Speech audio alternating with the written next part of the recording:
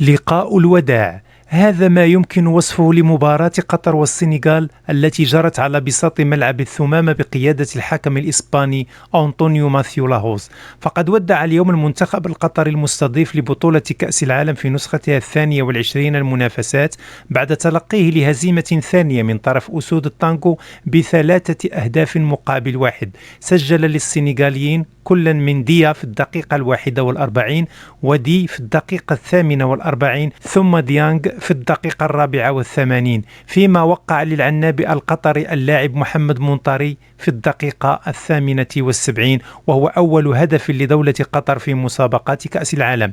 وبهذه النتيجة أنعش الفريق السنغالي حظوظه في التباري على بطاقة التأهل للدور الثاني عن المجموعة الأولى عندما يخوض آخر لقاء له في دور المجموعات يوم الثلاثاء 29 من الشهر الجاري ضد المنتخب الإكوادوري الذي تعادل اليوم أمام الطواحين البرتقالية بحصة هدف لهدف في لقاء دارت رحاه على أرضية استاد خليفة الدولي وتحت صافرة الحكم الجزائري مصطفى غربال.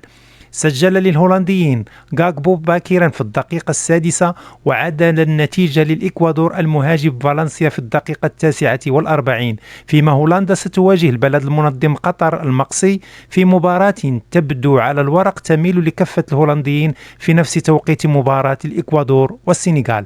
وعلى ضوء نتائج المجموعة اليوم فستكون مباريات الجولة الأخيرة نارية لا تحتمل القسم على 2 لمن أراد للتأهل سبيلا.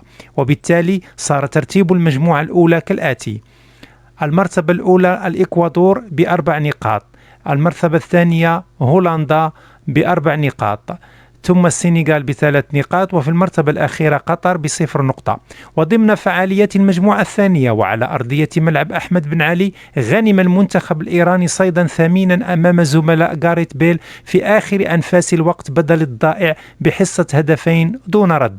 وقع الأول في الدقيقة 98 عن طريق اللاعب روزبه جسمي، وأضاف زميله رامي راديان الهدف الثاني بعده ب3 دقائق مستغلين نقص العدد بعد أن نشر الحكم الغواتيمالي ماريو إسكوبار البطاقة الحمراء في وجه الحارس الويلزي هينيساي عند الدقيقة 86.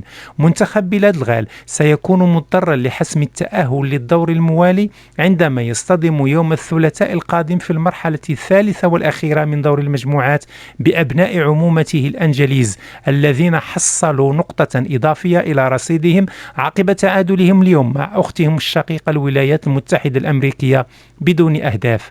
وسيخوض في ذات اليوم أيضا الغريمان السياسيان الولايات المتحدة الأمريكية والجمهورية الإسلامية الإيرانية مباراة تحبس الأنفاس، مباراة بطعم خاص ظاهره رياضي وباطنه خلاف ما بعده خلاف. فلمن ستؤول الغلبة؟ هذا ما سنتعرف عليه إن شاء الله جميعا يوم الثلاثاء.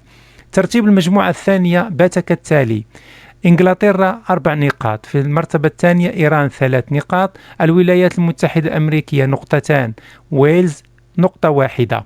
وبخصوص أخبار المنتخب المغربي فقد أجرت العناصر الوطنية صباح اليوم حصة تدريبية مغلقة، وتأكد خبر استبعاد مزراوي عن لقاء الشياطين الحمر الأحد بداعي الإصابة ولأخذ قسط من الراحة للمشاركة في النزال الأخير ضد كندا، ومن المحتمل أن يعوضه يحيى عطية الله.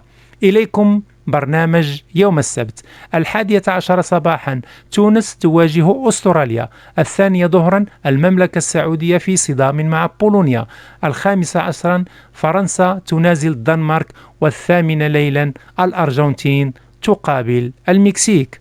أطيب المنى وإلى اللقاء.